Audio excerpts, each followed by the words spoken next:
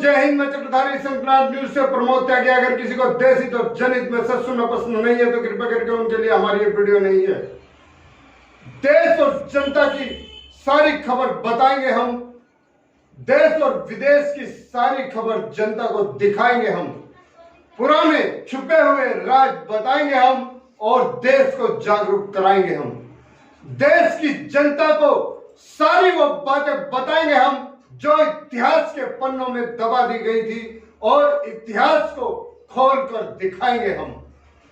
देश को सारी सच्चाई बताएंगे हम, किस तरह से हमारे देश के वीर सपूतों को दमन किया गया और किस तरह से हमारे वीर सपूतों के साथ में हनन किया गया और किस तरह से हमारे वीर सपूतों की अवहेलना की गई।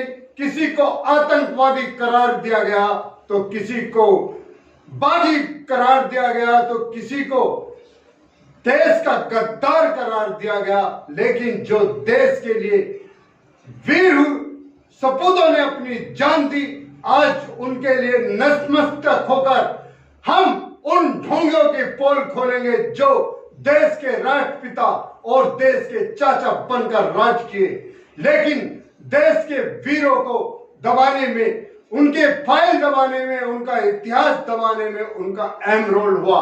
वो सारा राज खोल के दिखाएंगे हम।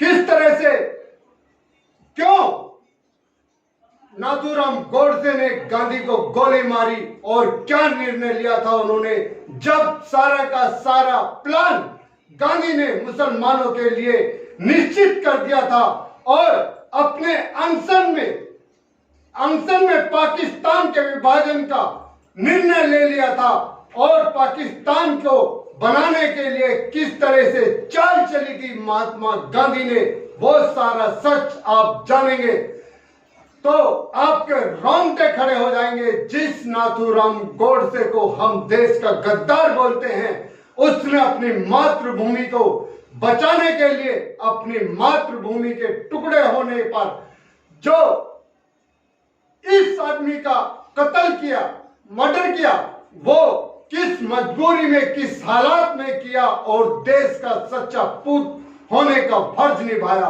ये सारा आप जान सकते हैं इस वीडियो के साथ। बदल दिया। तब मुझे ये ज्ञात हुआ कि गांधी जी की पाकिस्तान परस्ती के आगे जनता के मत का कोई महत्व नहीं है। अपने प्रतिवृत्त के पहले खंड के पृष्ठ 143 पर न्यायमूर्ति कपूर ने उस समय वृत्तपत्रों में छपी प्रक्रिया का एक उदाहरण दिया है। अनुच्छेद 12A-45 इस प्रकार है।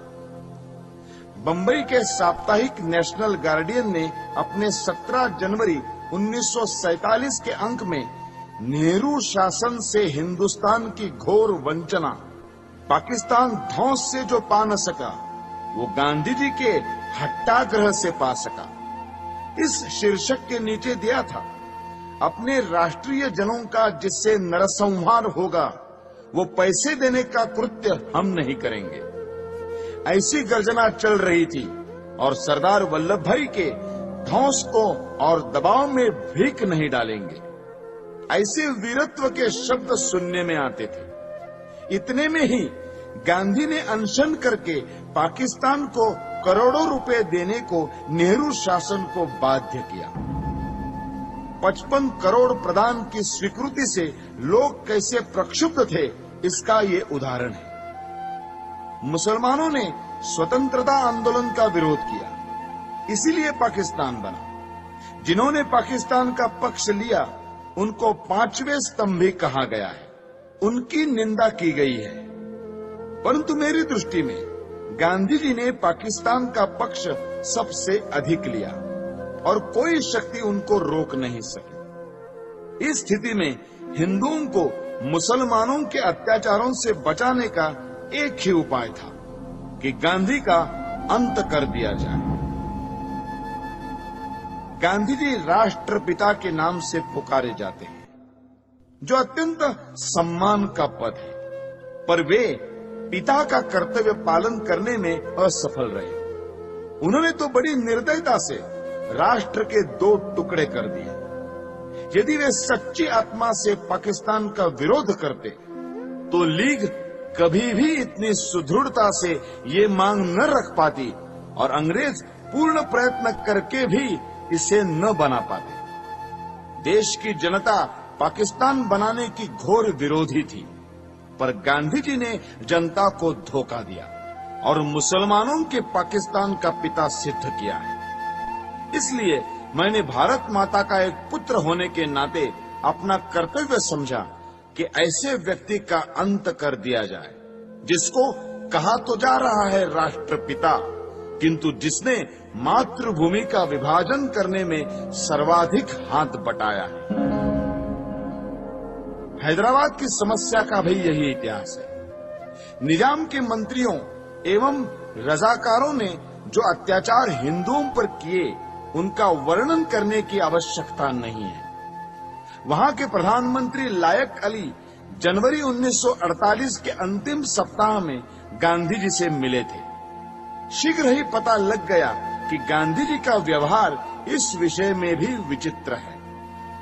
जिस प्रकार उन्होंने सुहरावर्दी को अपनाया था, उसी प्रकार कासिम रिजवी को भी दत्तक पुत्र समझकर व्यवहार करेंगे, ये बिल्कुल स्पष्ट था।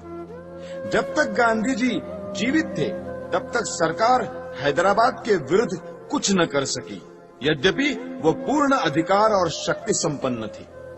यदि गांधी जी के जीवन में ही भारत सरकार हैदराबाद में सेना या पुलिस की कोई कार्रवाई करने का निश्चय करती। देखा आपने किस तरह से महात्मा गांधी ने मुसलमानों को बढ़ावा दिया, किस तरह से पाकिस्तान में पाकिस्तान की हर मांग को माना गया, यहाँ तक कि कश्मीर के साथ भी महात्मा गांधी ने कितना बड़ा हनन किया, अत्याचार किया, और महात्मा गांधी ने भारत माता का अपमान किया, भारत माता के दो टुकड़े करा दिए। और वो राष्ट्रपिता कैसे हो सकता है जो भारत माता की धरती के दो टुकड़े करा दे, जो भारत माता का बीच में से चीर कटवा दे। उस भारत माता के उस कपूत को कैसे हम राष्ट्रपिता कह सकते हैं? हमें शर्म आनी चाहिए ऐसे राष्ट्रपिता को राष्ट्रपिता कहते हुए। इसी के साथ देश की सच्चाई के लिए जीना, देश के लिए मरना। अगर आपको हमारी वीडियो अच्छी लगी हो तो लाइक करें, शेयर करें, कमेंट करें, सब्सक्राइब करें और बेल आइकन जरूर दबाएं। अभी हम अपनी वाणी को विराम देते हैं। आप हमें अपने सुझाव को Instagram, Telegram, Facebook, YouTube, Twitter और व्हाट्सएप पर भी दे सकते हैं। हम आपके सुझावों का पालन करेंगे। वंदे मातरम। जय हिंद।